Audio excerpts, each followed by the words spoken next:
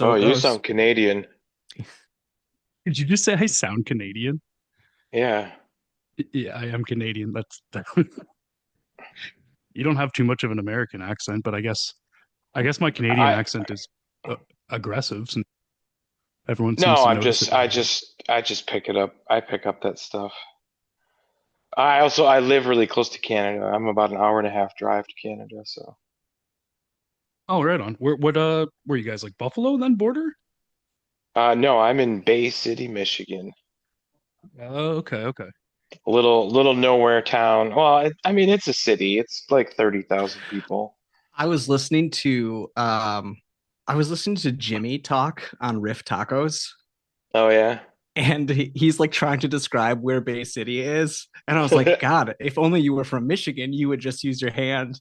And then he I know, describes right? like he starts using his hand, like I'm just listening to it. I'm not watching it, but he starts like, yeah, so it's like up here on the hand. And I was like, oh yeah, he's ruined. Yeah, The no. poor man.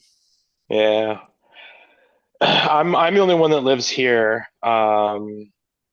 Our singer and our bass player Rick and Chris, they both live in Lansing, the capital of Michigan, and then our drummer is down in Columbus, Ohio. So we're pretty spread apart these days.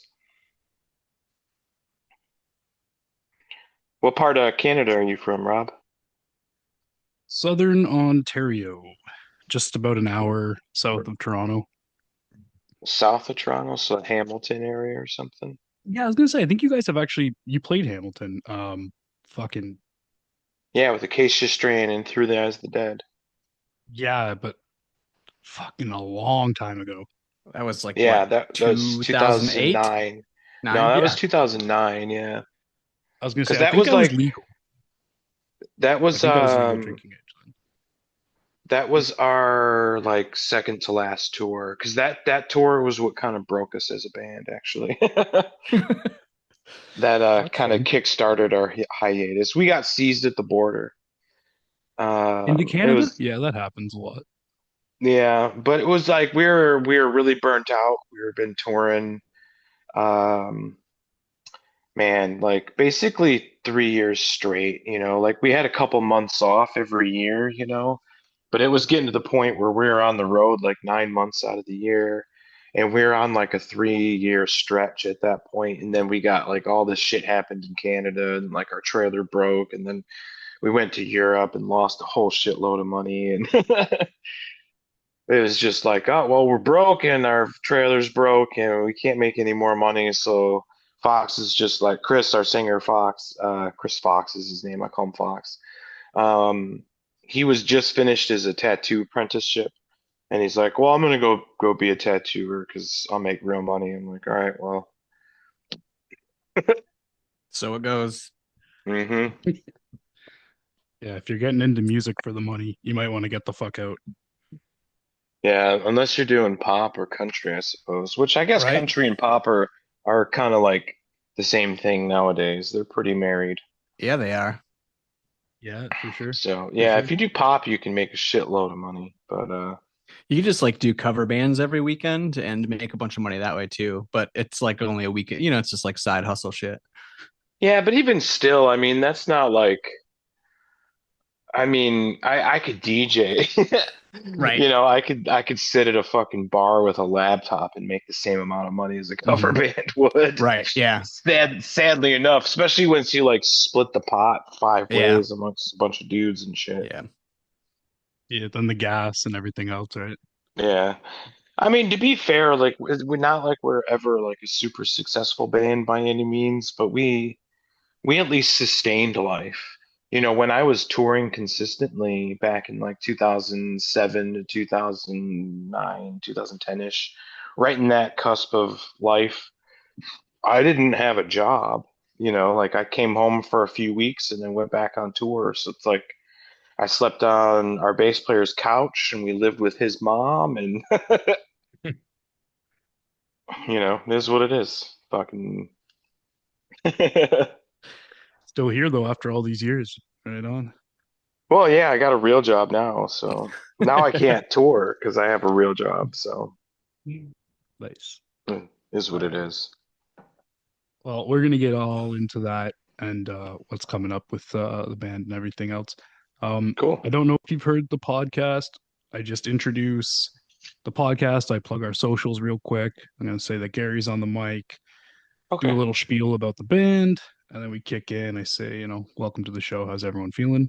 And then Are we you go from there. are you are you recording video to play back later, or is it just audio? I usually record both. If you don't Oh, want the okay. video posted, we don't have to. It's totally up to Oh, you. I was just curious because your video is not working, so I didn't It's know if it was it's Well, like broken. not recording. Rob and technology are really not mixing lately. Oh, gotcha. It's been a real struggle for him. it's I get always I get I'm that. technologically illiterate, but I bought this piece of shit PC a couple years ago, and it decides when it wants to do shit and doesn't. I have no I I've Mm. checked the privacy settings on the camera. I've reset this thing. I checked through the app. It was working perfectly fine the other week when I recorded, and my Huh. video was there. But apparently, it just doesn't want to fucking do it tonight, and I'm not gonna Honestly, bang my dude, head on the every keyboard. time every time I use my computer, I seem to have some sort of issue, but I'm just on my phone and earbuds, and this has been I've done 90% of my podcast this route, so See, it I'd love just to it do that, just but seems to work. I spent like $400 on this stupid microphone to make me sound Oh, professional.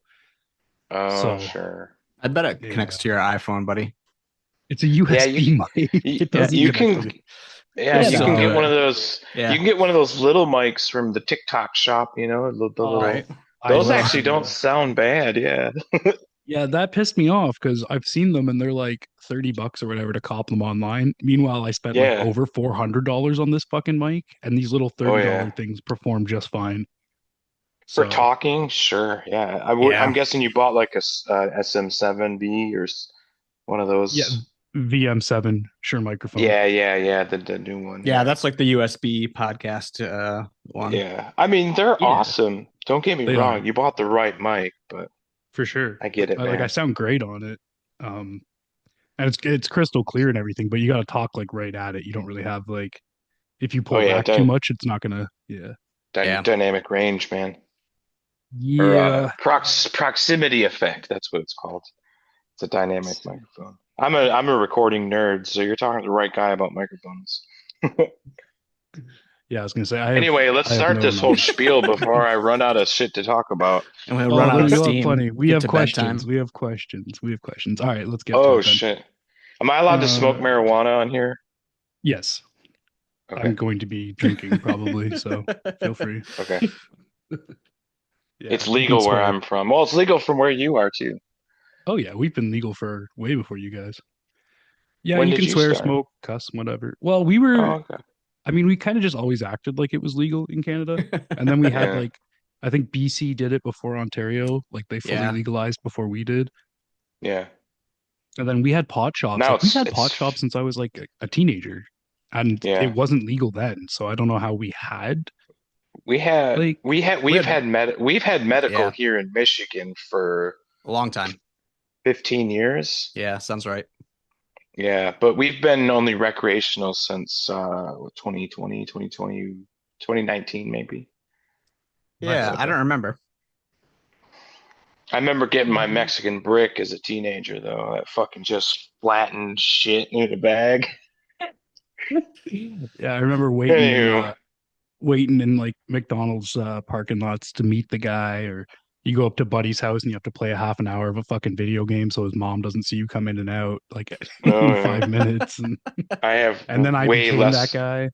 I have way less comfortable stories about than those two. Yeah. Well, that was just for pot. When I was doing other stupid shit, there was way Oh yeah. stupider, sketchier pickup story than that. All right, I'm gonna kick into this thing. Yeah, let's See if I go. can get her all in one shot. How's my mic sound? Everybody good? Yeah, I can hear you just fine. Yeah, you sound wonderful, man. Beautiful. Shout out to Shure Microphones, who won't sponsor me, but Hey, I got a Shure SM7B as well. Oh, do you? There you go. We recorded all Fox's vocals with it. I was gonna say. No shit. It's the Nice. way to go, man. It was used. Thriller was recorded with that microphone. Michael Jackson's Thriller? Hell yes. You serious? I'm 100% serious. Yeah, the SM7B is one of the most recorded vocal microphones in existence. Yeah, I'd Second heard only that. to the U87. But Wow, that mic's $4,000 and has been for like since the 80s. So you missed me with that. I don't have that kind of Right? money. it's Yeah. like mic unobtainium, you know? Yeah. All right, cool. All right, I'm going to kick into this thing. Ladies and gentlemen, trans and non binary punks of all ages and denominations, welcome back to another episode of Not Just a Phase. Thank you for joining us here in our fifth season. Appreciate you still rocking with us after all these years. If you're new here, I'm going to get this out of the way really quick. We're online at notjustaphase.net. We're on Instagram, TikTok, Twitter, probably Tinder at this point, at Not Just a Phase Worldwide. And geez, we're everywhere else too. Threads, TikTok, Substack, Patreon. That's the important one at Not Just a Phase Worldwide. And it's got some video content, bonus stuff. If you want to check it out and help support the expansion of this blog and podcast, it would be appreciated. A shout out to our partners in Blocko Media. They're the guys who do the video editing for us. They're the boys in the band Modulu Lunar. Check them out, give them a follow. They are awesome. Hit them up for video editing needs or hit them up for their band because they're great. Let's get to the show. Plugs out of the way. The experimental and abstract technical grind blend of noise and deathcore that See You Next Tuesday brings to the table broke a lot of boundaries in the mathcore world and the metal worlds alike during their first ride out back in the scene back in 2004. At some point shortly after that, I'm pretty sure I came across them on MySpace because I am that old. I used to find bands that way. I don't remember exactly where I was when I first heard the track Eight Dead, Nine if you count the fetus, but I know I was pretty stoned and my sick sense of humor laughed. And then my brain got blown to pieces when I actually heard the song. And that was off their debut album, Parasite, came out on Ferret Records in 2007. Now, fast track many, many years later, there was a hiatus, and then there was a return to performing and writing. There was new material. 2 years ago, in early 2023, the band released their third full length album, Distractions, which was the band's first release in about 15 years. Now, we're not here today to discuss the lengthy and colorful history of the band, but I am here to discuss the present and the future of this band. And we're going to start with the most recent release, which was a crazy collaboration, a double EP split with Meth that featured guest vocal parts from The Red Chord and Nights Like These. Yeah, I can do that. Like right now. When you're ready. I could do All that. right, Yeah, here we yeah. go. Whenever I you can do want to. this. I You can do got this this? You anytime. got Anytime I He's a want. pro. He's a pro. He's done this a million times. Hi, this is Drew Slavic from See You Next Tuesday, and you're listening to A Mountain of Fire on Not Just a Phase podcast.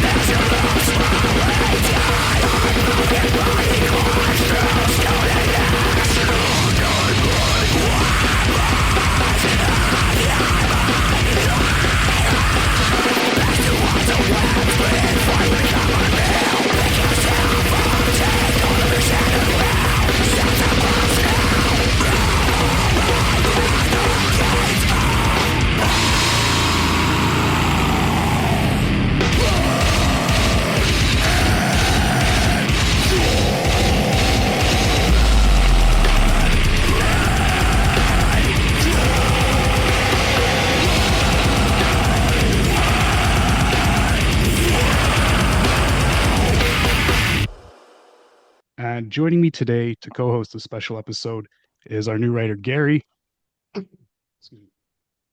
He's written some articles in the back half in the back half of 2024 when he joined the team.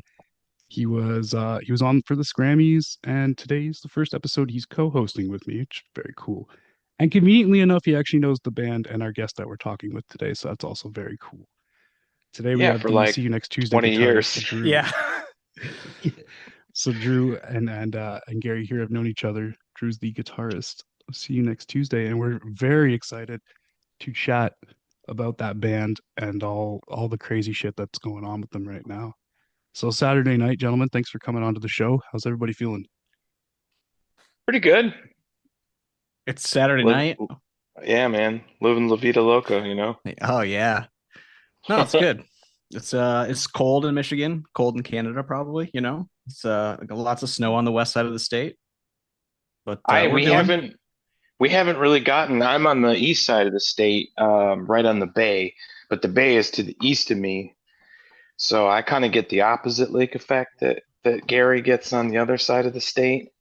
We've had maybe two snowstorms, about 2 or 3 inches each, but we've had pretty consistent below 20-degree weather. Yeah. Between like it's averaged maybe 15 degrees during the day here. So it's been fucking terrible. And I'm a mailman, so like I want to die, but Nice. anyway. Well, I guess before we get to chatting with you and all this stuff that's popping, how do you and Gary know each other? I guess let's do that history first. Oh man, that is Gary, Gary's from here. Gary's from yeah. small little Tri-Cities. Yeah. In so Drew's from Bay City, and I'm from the neighboring city, Saginaw. And you know, the scene over there, from a musical perspective, there are not that many places to play, particularly when you're like in DIY, like punk, hardcore, metal, etc. Right? So Mhm. a very small handful of places to play. So I was thinking about a band that Drew played bass in called Allegan for a while. I thought about that recently. I was just like, wow, holy shit. I have known Drew for a really long time. Oh yeah. You know what's really funny is you remember the Lincoln Road Hall? We used Yeah. to play shows there. Yeah. It's like just up the road from where I fucking live now. Like when there's weddings and stuff there, if I go out in my backyard, I can hear You can just it. hear it. Yeah. Yeah, it's just funny. Yeah. A lot of what effectively amounts to VFW-esque halls, but like crustier and shittier because they're in, like semi remote locations that no one will Yeah. ever travel to. Yeah, back in the Nice. day, there was this little gem called Jamestown Hall, which was literally like it was a something, it was a township. Yeah, I think it was James Township, wasn't it? Yeah. That sounds Like it right. was like it was just it was a little town on the very outskirts of southern Saginaw, Yep. and it was this hall that we could rent for like $150. There was this stinky old man that did sound named Brian, who played in this punk band called Ripped Heart or something like that, right? Ripped Heart was the name of the production company. The That's right. band is this is on the tip of my tongue. The band, Oh, it's they're there. super crusty, and it Yeah, existed and for so long. he was so stinky. Desiring dead Desiring flesh. Dead Flesh. There it Yeah, is. Yeah, super sick band name for being like just punk, but yeah, Desiring dead flesh. no, but Okay. yeah. yeah, I mean like I was just talking to my wife the other day that like we played with He Is Legend at this shitty little hall. You know, Um, Blood Runs Black, Into the Moat. I saw Into Into the the Moat. Moat. Yeah, Yes, we played Nice. with Psyopus there. Misery Signals played there. Obviously, us from six or um, God, what was the name? Chad's band. Um, oh, or the Fallen Dreams. Or the yeah, Fallen Dreams. Yeah, they were another big Jamestown band back in the yep, day. that's true. But yeah, I mean, it was like if any band wanted to play somewhere besides Grand Rapids, which is where Gary lives now, or Detroit, like Flint was a fucking dead scene. It was like venues collapsed and people got shot there. So Yeah, Flint was Saginaw where rough. it's at. But yeah, man, it's just it was a thriving scene back in the early to mid 2000s. Yeah, Jamestown has since passed away, and you know it's not Mhm. much going on up here these days. But you know, it is what it is. yeah. Well, if we take it back a little further than that before we get into the band and everything, do you recall how you were first introduced to this I guess just any type of alternative music genre that wasn't mainstream? Like how'd you first get into the game? Um, honestly, I was like 14 or 15. And at the time, like my only experience with music was MTV. I lived in a small town, so there wasn't a lot of record stores around besides like your FYE or fucking Walmart. Um, and I wanted to get my eyebrow pierced, and my mom was crazy, so she let me, and she took me to this tattoo shop to get my eyebrow pierced. And I remember walking in, and I heard the song Jehovah's Ladder by Converge. That and it was like, whoa, what is this? I'd never heard anything like that in my life. And the dude that worked there was just this fucking dude with dreads down to his butt. Just some crusty dude that was smoking a cigarette while piercing my eyebrow, shit like that. And I was just like, yeah, there's a band called Converge, and he showed me the CD. And like the next day, my buddy Adam Karpinski, who was in the band in the very beginning when we had a second guitar player, but Adam and I got in his fucking Astro van and drove down to Wyatt Earp and Flint and just went hog wild on like some CDs. We're just like, okay, we're here for this band Converge. And the dude was the record shop was one of those. There was like a bong shop that smelled like Nakjampa, and yeah, man, like he was like, oh, you should check out the Dillinger Escape Plan and Coalesce. So like literally, I bought When Forever Comes Crashing, 12 Seconds, Revolution, and Just Listening and Calculating Infinity. And like we went out to the parking lot and like popped it in the Walkman with the cassette and fucking did donuts in the parking lot because it was snowing. We didn't want to drive home yet. We're just listening to like 43% burnt, just whipping donuts in a parking lot in Flint. It was fucking super cool. It's a mental way to start, like just right in there. Yeah, Real man. easy I way to mean, just start go with big or go Converge and shit. home. Yeah. For sure. All right. So fast forwarding to now, in the little Yeah. bit of free time you do have, what kind of passions and hobbies are occupying your time that are not music related?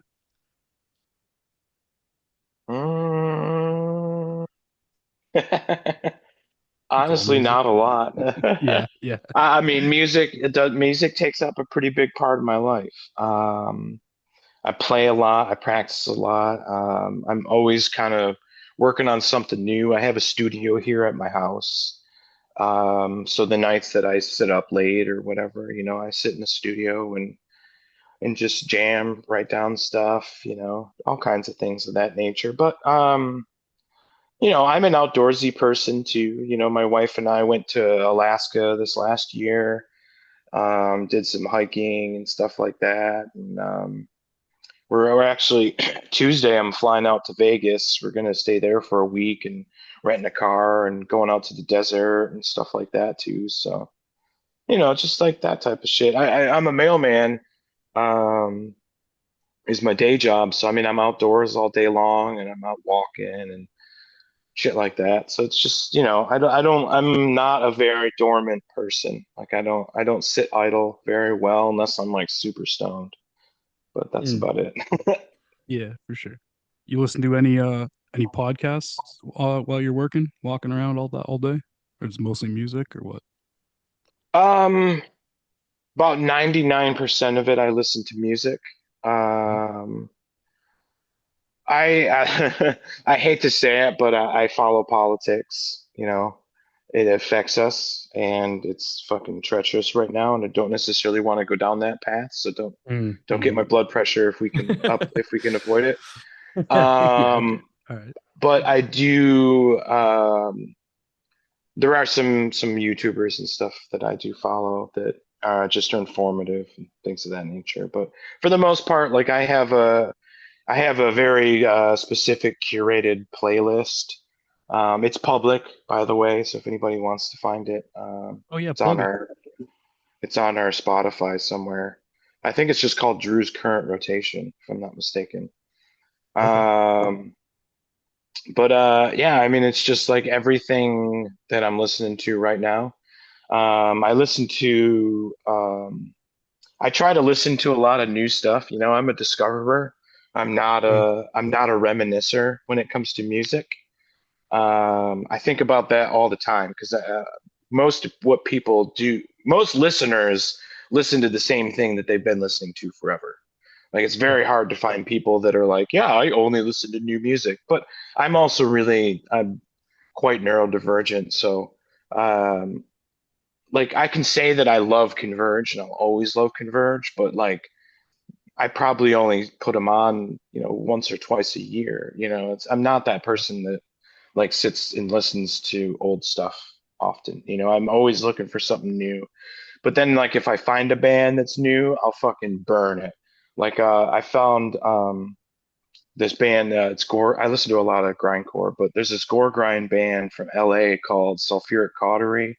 I Mhm. found them last year, and like, man, I listened to that record.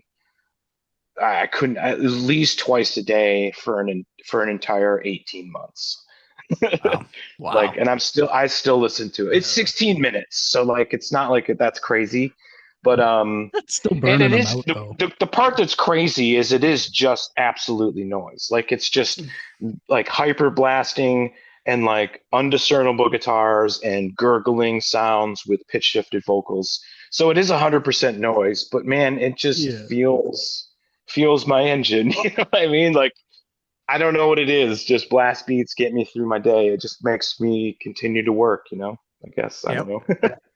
Yeah, gore grind is pure caveman bullshit. Like it's just such a ridiculous genre, but I also fuck with it. So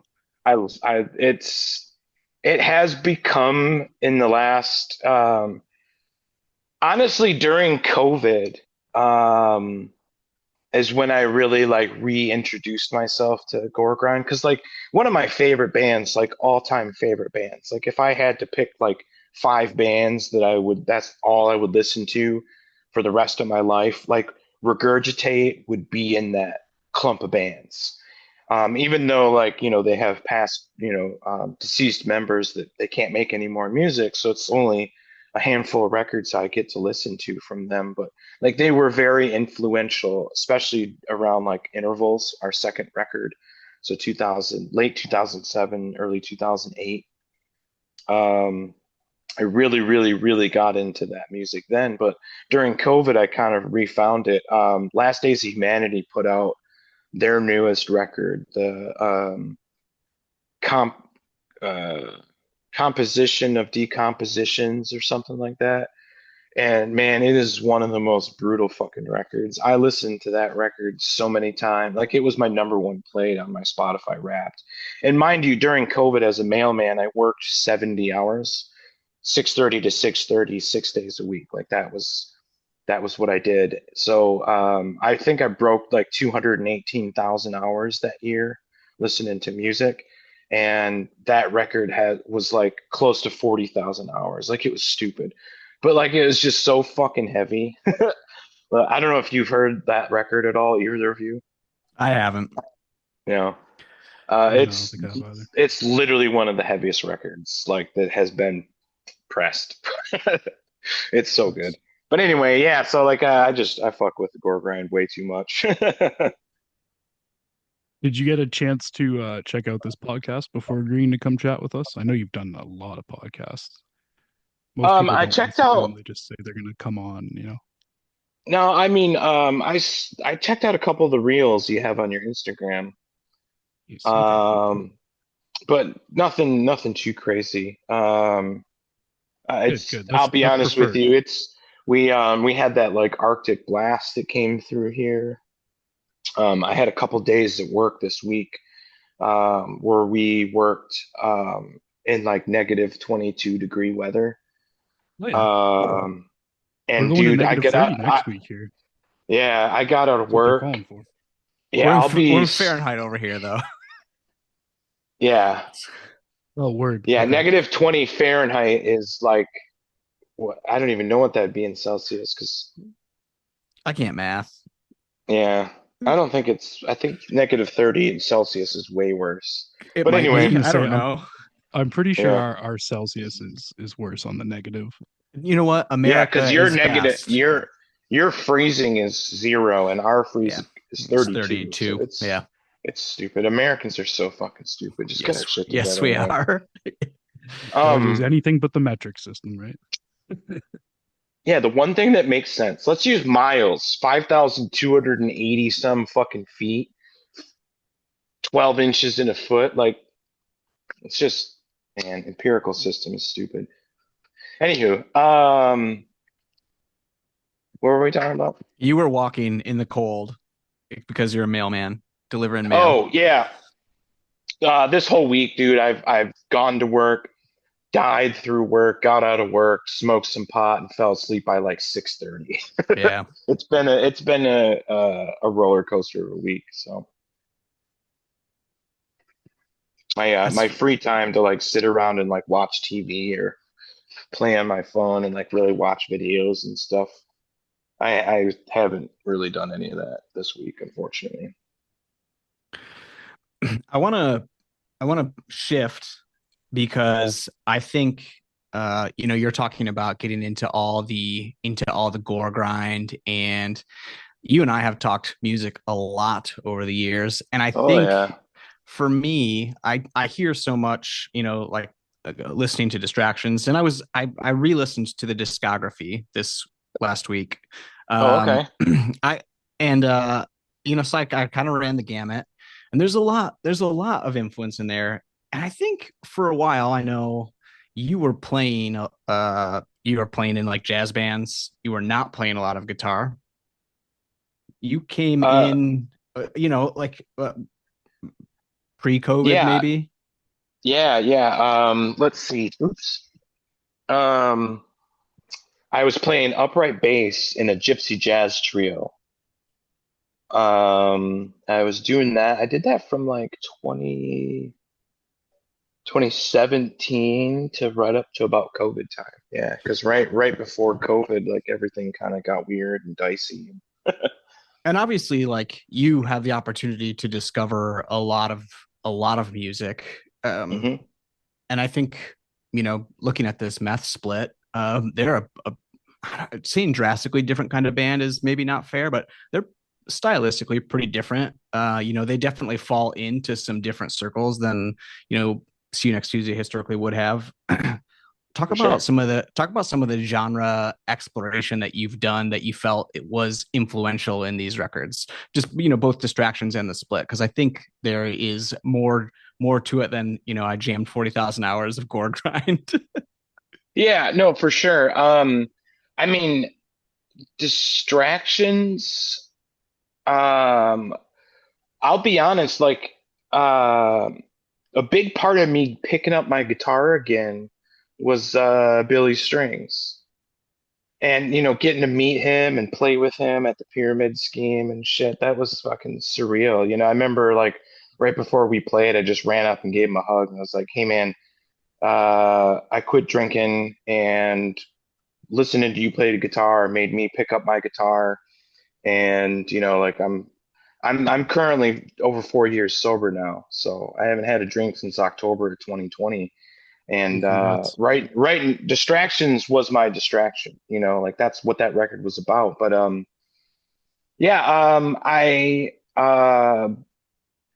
leading up to that, finding my sobriety before I wrote my first song, because October of 2020, I took my last drink, and shortly thereafter, I spent some money, bought a nice guitar, and I worked 70 fucking hours a week. So my wife was like, treat yourself. What's something you always wanted? And I was like, I always wanted a lawyer guitar, which is a PRS. And you got one. And I got two. I actually bought two. I've worked a lot, man. Overtime pays. Um, but yeah, so like Billy Strings was huge, not just for the bluegrass aspect of it, but just like, leading up to writing, I started learning some of his songs. Yeah. And like and a lot of the stuff I learned from being in the Gypsy Jazz Trio, because like in the Jazz Trio, not to segue too far off, but like I had pretty good autonomy to play what I wanted. Um, like when I had a binder full of just chord charts. So like it would be just a page and it would say like C, G7, C major 7, and then G for 2. Like it'd just be bars of chords. So Yeah. then, like, if I know I'm on this measure, I'm in G major, I can play any walking thing that's in G major and then switch to a C major 7, stuff like that. So, like, the theory is something I always knew, but I never was really, like, I always learned theory writing Parasite and intervals way back in the day. Like I knew it enough to break it, if that makes sense. Like Yeah. I always strived to find something that was against the norms, you know, and that's the dissonance and the panic chords and that type of stuff that you find um, in Parasite. But back then, even though like there's a lot of fast technical stuff, a lot of it's chromatic. I did more shape playing, like chromatics in, shapes on the fretboards, things of that nature. Whereas fast forward to distractions, with listening to so much Billy Strings, playing so much jazz and stuff, I definitely found myself creating more melodies in the technical Yeah. stuff. Like in the song "Why Can't You Behave," which is one of our singles. There's like that middle section that's slow, and I'm doing this like slow kind of two-handed tapping thing, and honestly, like, that's really there's a melody in there, despite it being very dissonant. But like coming up with something that intricate musically, I don't think I would have had the knowledge to do necessarily, or at least the gumption. You know what I mean? Like before, I would just try to do something that sounded good to my ear, and now it was more like, oh, I know that like these chord shapes are going to give me these feelings, type of Hmm. thing. Yeah. It was I, it was more like streamlined versus experimental. yeah. I mean, I mean, two thoughts. One, Billy Strings is an incredible guitarist, and you get Oh, into some like insane. bluegrass and some chicken picking country guys. Those dudes fucking rip. Like Oh yeah, they dude. are incredible players. But I also think like getting in and doing some jazz, like, playing upright bass instead of guitar, definitely differences. But there's some complexity in some of those chord shapes that probably lends itself in a weird way Well, really nicely to like distorted and heavy, which is not you know yeah, not what you expect. like six chords, major six chords were something that I never even knew the voicings really, like the fingerings and stuff. It just Hmm. never really crossed my path. But there's loads of six chords all over distractions and the couple tracks I redid on relapse or relapses. Um, but the other thing too is just the musicians I played with. The two other guys that were in the Gypsy Jazz Trio, there's two guitar players. One was like the lead, and I mean, he fucking shredded. And then, I got a couple opportunities to play with some really renowned people. There's a Austrian guy by the name of Joshua Stefan, who's one of the world renowned, like Django Reinhardt type of people. Just absolutely shreds at gypsy jazz. And when he came to the States, he just tours by himself, just carries his acoustic guitar, and every city he plays in, he would have a rhythm guitar player and a bass player that would be hired. And the lead guitar player of the band I was in and myself got two Michigan gigs with him, one at Wow. Detroit and one up here in Bay City. So I got to sit around and like he came up the few days before the shows, and like we practiced 2 3 times with him, and just sitting around and watching like someone that of that caliber, and like sitting in my buddy's basement like learning his songs and stuff. It was those types of experiences too really add to your musicality, you know what I mean, your appreciation of it. Yeah. Well, and it's interesting too because you historically, outside of when Adam was in the band 18 years ago, yeah, you've been the Yeah, primary musician of the band, right? yeah, I've written everything pretty Yeah. much. Yeah, Intervals was the only record that was written as a band. Like Travis and Andy helped write Intervals. and even I mean, obviously Fox only has so much input as a singer, but he was around for the writing process. Parasite I wrote in my head, and then Distractions I wrote, you know, in between working 70 hours a week in my studio. It was literally like, I want a drink. I'm going to stay up in my studio till 3 in the morning, completely sober. Well, smoke a little weed, but not get drunk and not get hungover, but still not sleep. Still wake up at 5:30 and drive to Midland and deliver mail. Well, let's get into a little bit about the split asymmetrics. Yeah. I'm first like go through. I want to know like how did the relationship with meth come about? I have like I'm concocting some fake stories in my head about how it happened, about time spent with you all. But so I'm gonna let you tell the story because I want to know how did you sync up with that band? Yeah. Period. Yeah, I think so. Because I'm Because assuming you knew them before, potentially before Meth was a band. um, well, kind of, sorta. All right. So Seb from Math, the singer, um, he works at, well, worked. He doesn't work there anymore. It's kind of a weird story. Okay, so Kickstand Productions, you're probably familiar with Yep, them. They do a I lot of am. stuff at Pyramid Scheme. So we were booking a little like 4-day weekender. Um, or no, I think it was actually that our first time we played Grand Rapids since we came back. We played Yep. Pyramid Scheme, and the day after we were going to play in Chicago. And we were working with our old booking agent, Matt Pike. And so he got this show set up through Kickstand Productions. We played the Beat Kitchen. Um, and it was just like us, and I think Closet Witch played, which was fucking awesome, in Pains. It's a killer show.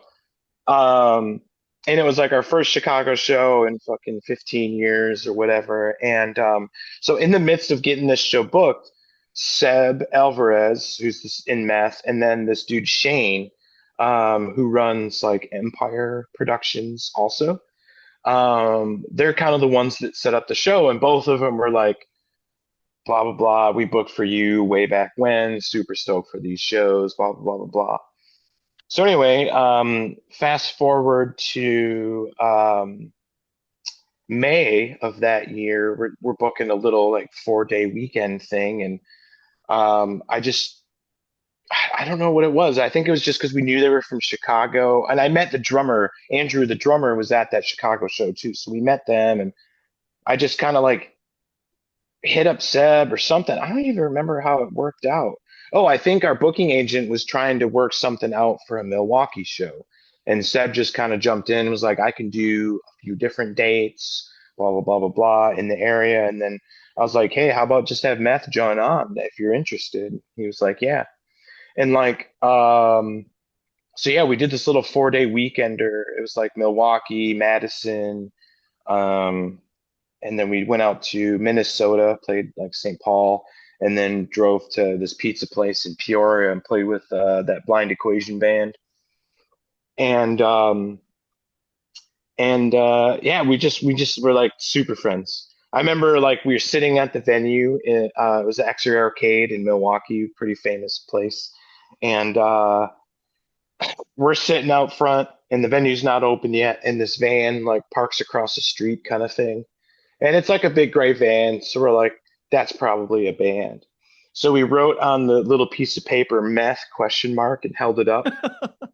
And the bass player sticks his hand out the window, gives us the thumbs up. So I wrote on the back of it hugs question mark and held that up to the out the window. And they like immediately all pile out of the van. And we're just like, all right, well, let's hug. So yeah, we just kind of became friends. And then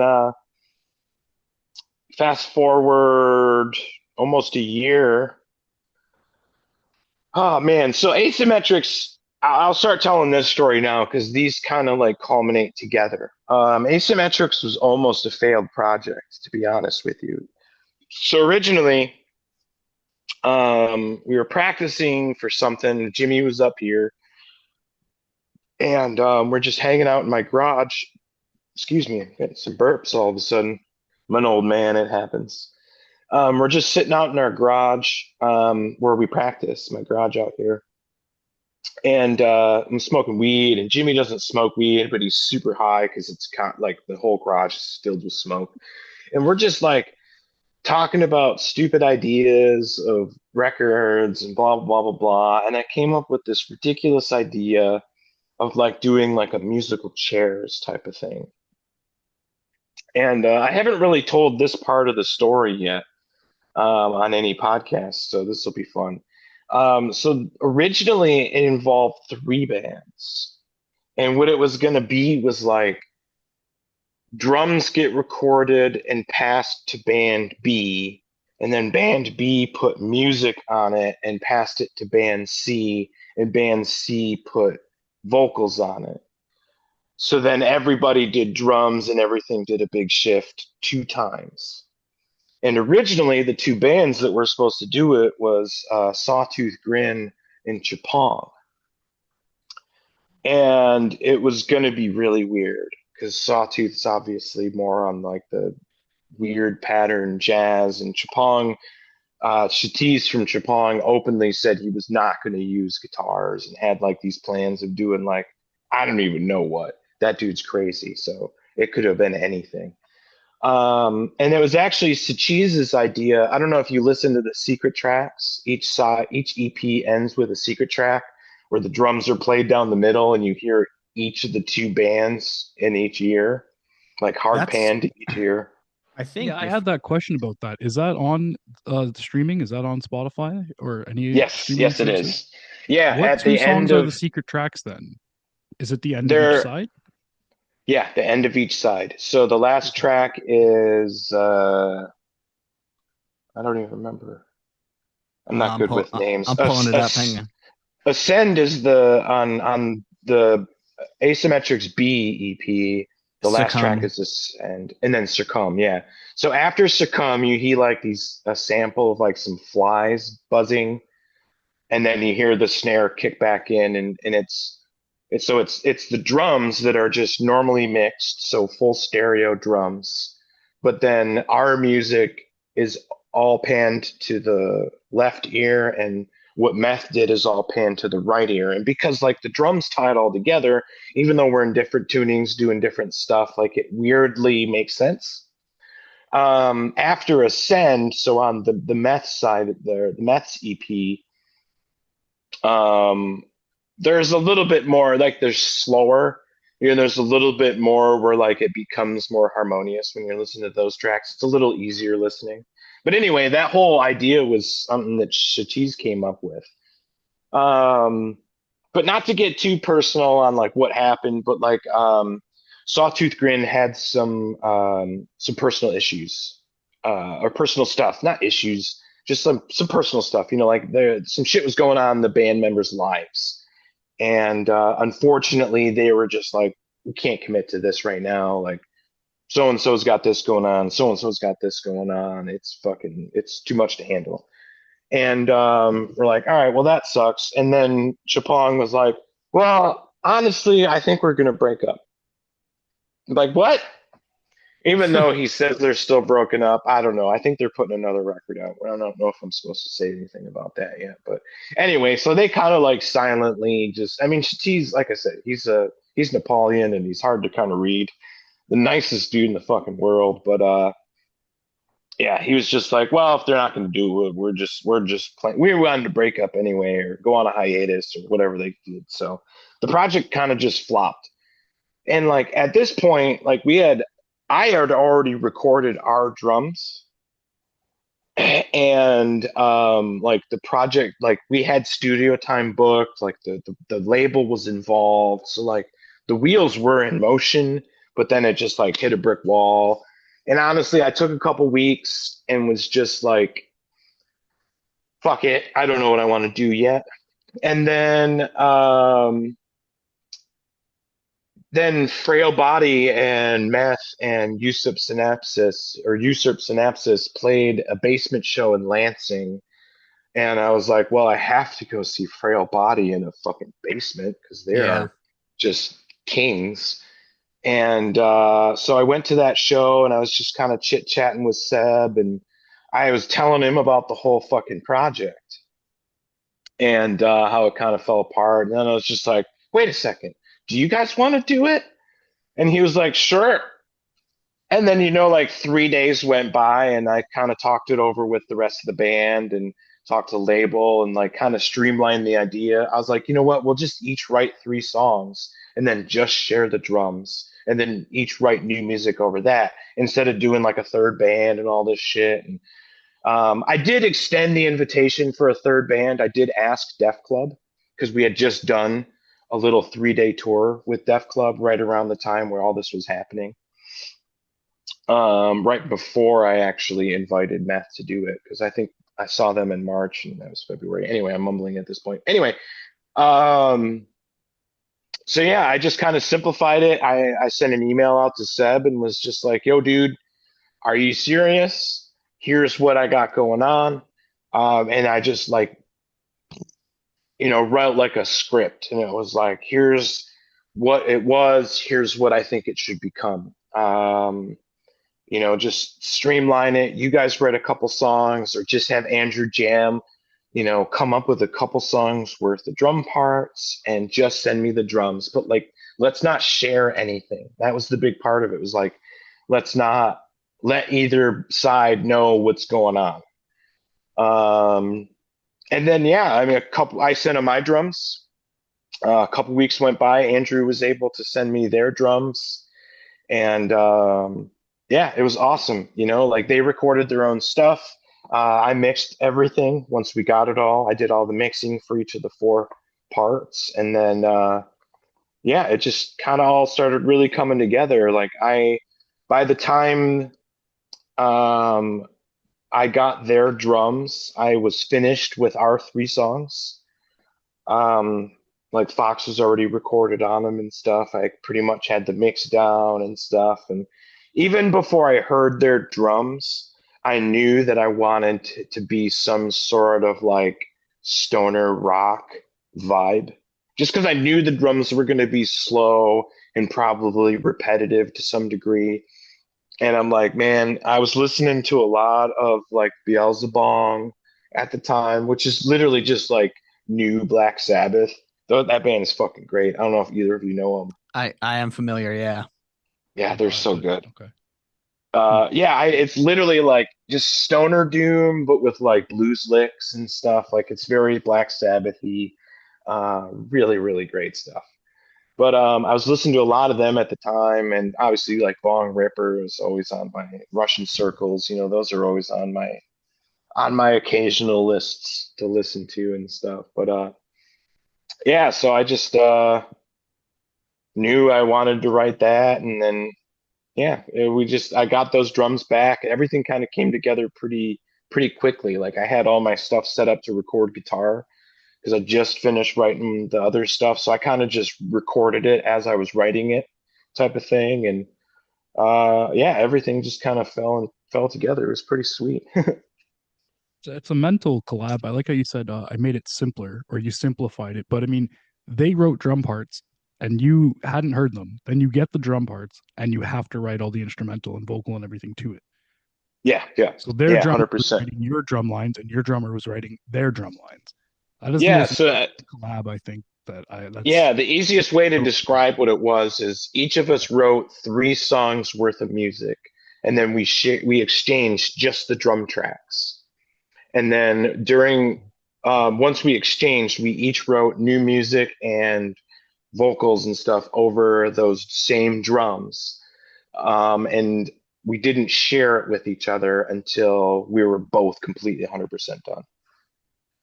Mental. So it was a show and tell, but only after everybody had already finished writing the Exactly, because we instrumentals didn't want to to. We each didn't other's want to drums. influence. I didn't want to influence each other, because I knew I had an idea of what their meth songs were going to sound like, but I had no clue what It they were wasn't going the to do over songs though. Jimmy's drums. It was just the drums. Like you had an idea of what the drums might be given to you. No, but at the same time, like I knew it there. Like when I heard their drums, like after Andrew gave me his drums, Mhm. like I could hear what Meth would do over their Oh, drums. I see what you mean. Yeah. Yeah, Okay, like I'm familiar enough with the band, so it's like I for kind sure. of have an idea of what they're gonna do over my drums or their Right. drums. But then I was like, man, Yeah. Jimmy's is like gravity blasts, and like that's not Meth. Fucking mental. Yeah. And like I was just like, man, I had my money on kind of like a Sissy Spacek vibe. Like I don't know if either of you are familiar with Sissy Spacek. No. I'm not. No.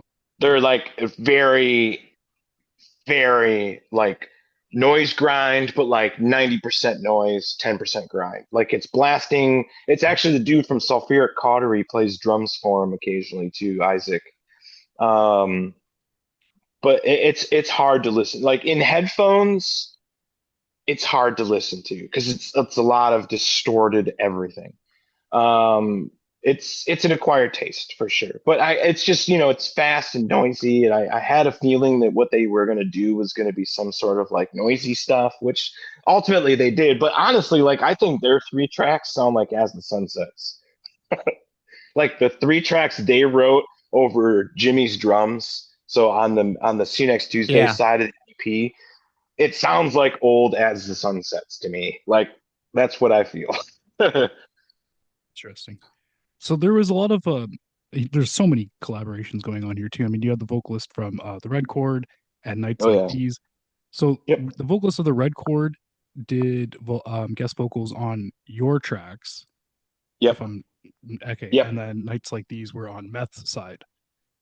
But the Nights Like These did vocals for the three songs that we did over Meth's drums.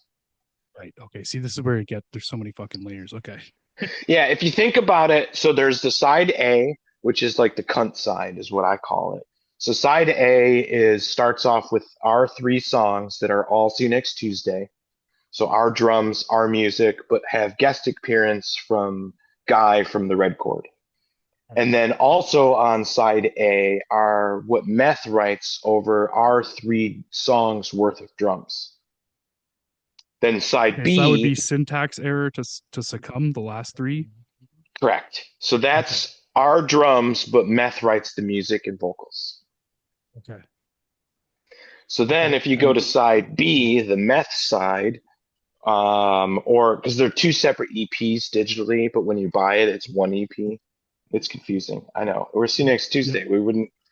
That's how we roll. Why we're trying to break it down here. There's so many Yeah. questions when I first opened the split on physical too. I'm like, what the fuck is this mess? I'm like, this is insane. I got so many questions. So that's what you're here for.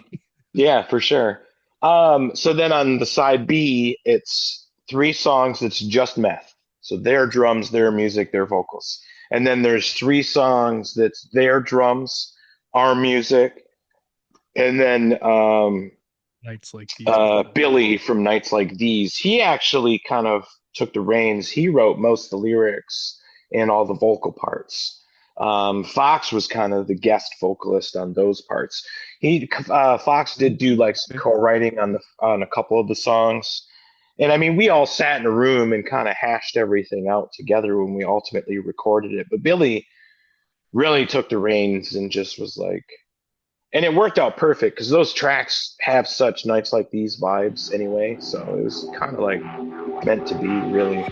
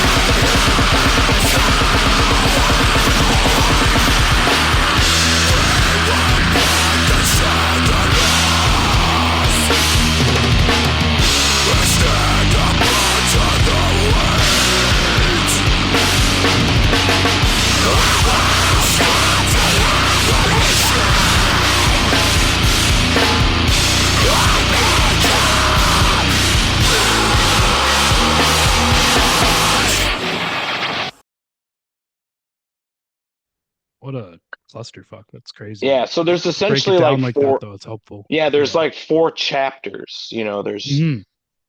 four groups of three songs, and each of the groups sound totally different. Like ours are very, like modern. See you next Tuesday. Like It's that's the almost like direction. force. It's almost like a four type of split if you really break it down like that. Like Yeah, sort of. there's Yeah, sections. It's a yeah, wow, yeah, it's fucking yeah, mental.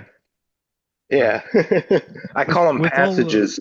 In the oh, liner okay. notes, it really goes through and kind of details everything in the liner notes of the vinyl.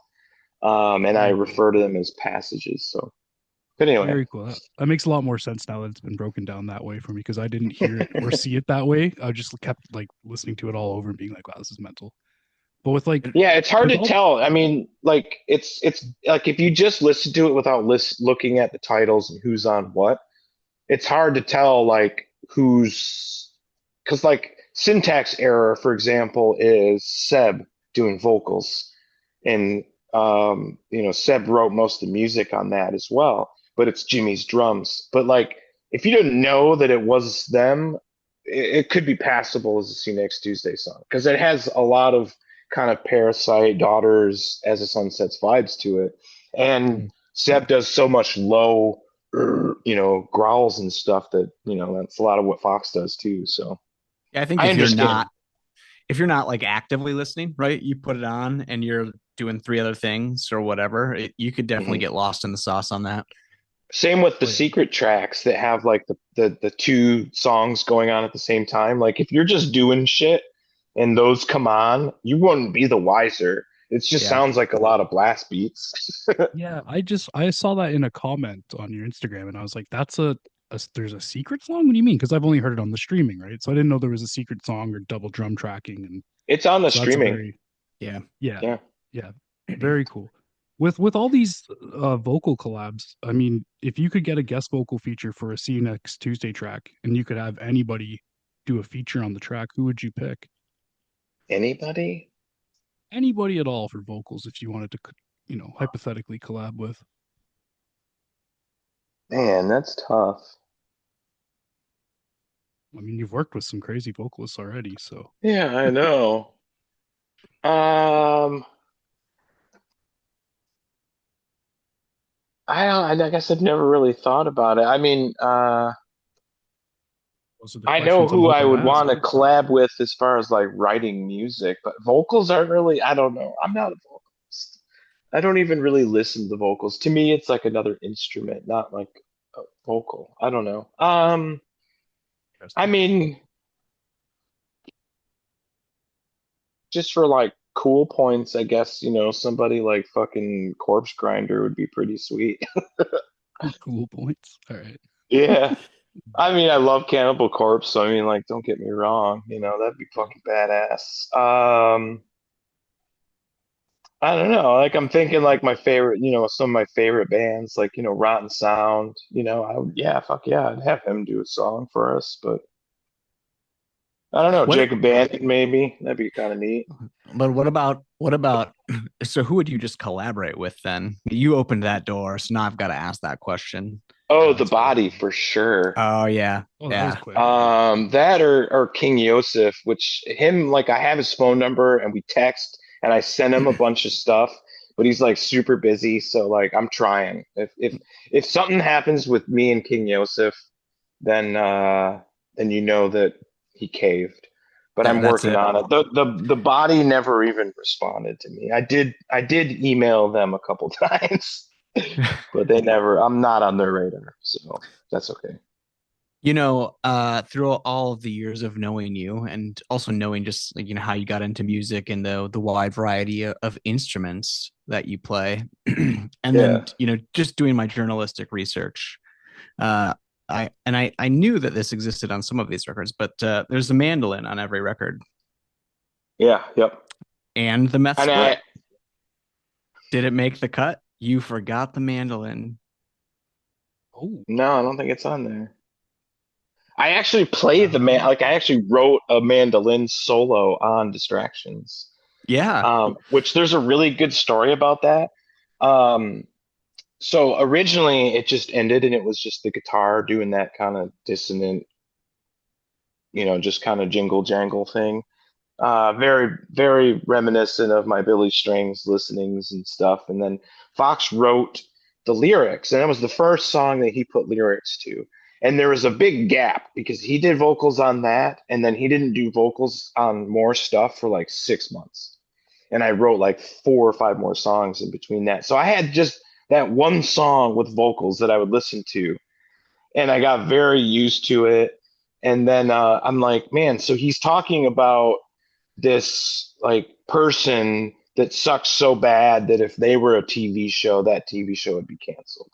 Like that's the cliff notes of the storyline. So I'm like, man, if you think about it that way, after the song ends and that little trail off, it's kind of like the ending credits of the TV show. So it's like it needs to be a jingle. And like I was sitting in there, I was like, I should play my mandolin. I haven't put mandolin on this anywhere yet. So I'm sitting there and I'm trying to like write a solo, and it's hard. It is hard to be musical, especially when you throw like a really fucking weird F chord in there that's just super dissonant. Um, so literally, I had my wife come in. I put a microphone in her mouth, and something you should know about my wife is she's quite the whistler. And we just got in there together, and I was kind of dinking on the mandolin, and I had that part on repeat, and I just recorded her whistling, and she just would whistle a little,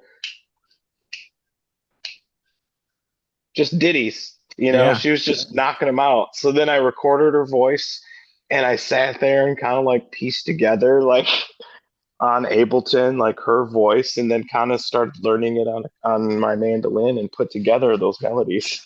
That's a fantastic way to do it. I know. Let me just make MIDI out of your whistle, and then I'm going to figure out how to play this on the Yeah. violin. Yep. Yep. I so appreciate that. It's funny because I watched I watched a podcast the other night that you and Jimmy and Chris did.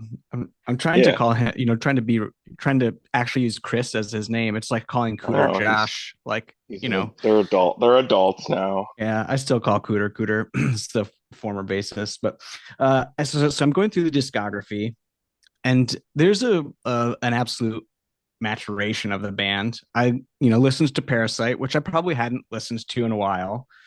And there were at that time a lot of bands that were doing weird, wild stuff like that on MySpace, you were all in one another's top eights, etc. Yeah. And I think like sonically there were plenty of bands with similar vibes, and you're doing weird stuff and like holding your guitar by your whammy bar and being absurd. But then Yeah. you get everybody in the van and you start exploring all this music. I remember, we do a lot of screamo on the podcast. So I remember talking to you about Capsule and In First Person. And Hmm. I remember talking to you about Rotten Sound. So there's a lot of aspects and elements of really heavy music, but like running the gamut, you already were talking about how great Frail Body is. Like, yeah, duh. But then you also have this love of gore grind. You have a wheelhouse. There are there I are told you I was neurodivergent. yeah. Look, I mean, I get it. So you have, I think, still some of your telltale like guitar tricks, and you talked about some of the, you know, changes to you as a musician. Getting in bed with jazz, and going deep on Billy Strings, and with Hmm. distractions, and now this split. I think you're really exploring and continuing to explore like different aspects of See You Next Tuesday. I think Chris vocally definitely does some different things, like going back to Parasite to newer stuff. There's more of that like talk, sing, yell. Um, that's really fascinating. And so, can you walk through like how you're marrying so many of these influences and adaptations and maturations as a musician? Like, how are you making this all come together and feel cohesive?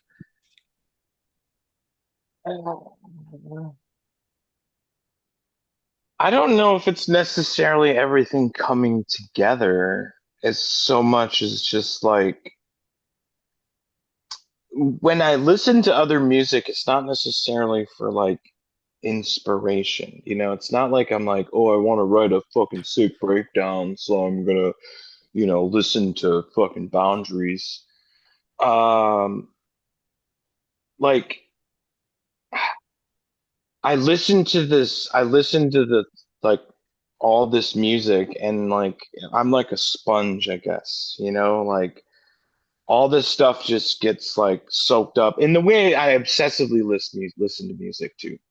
Like when I first heard Billy Strings, I listened to um not Home, the one before Home, Turmoil and Tinfoil. I listened to that record every fucking day. And I said that probably like three times now about records. I listen to a lot of music when I work, Yeah. right? And music has always been in my life. Even when we toured, I had headphones or we played music in the van and stuff like that. And obviously with Spotify and just Bandcamp and the internet in general now, it's so much easier to explore now. And social media in general, there's so many like pages out there dedicated to promoting bands and yada yada yada. Didn't exist back then. Yeah. Um, but so it's not necessarily that I'm like inspired by something, but like all this stuff I just listen to, and then when I'm sitting down and actually like writing stuff, I don't listen to music or go back and think about music at all. It's more just like I sit there with my guitar in my hand and I start playing, and it's like, I'll remember like, for example, when I was working on a Mountain of Fire, like the little harm thing, I'm like, oh, that's kind of there's a snare roll. And I was like, yeah, Dillinger always used to do these like so I kind of just started playing around with that. And then Fox was talking about kind of doing some that the song had kind of Black Dahlia Murder vibes vocally. Like he wanted to do these kind of like bouncier patterns and stuff. So I started kind of playing around with some more like, and again, I don't really listen to Black Dahlia Murder at all, but I know what they sound like, and I could think of it, and I'm like, okay, so like, a lot of down picked death metal.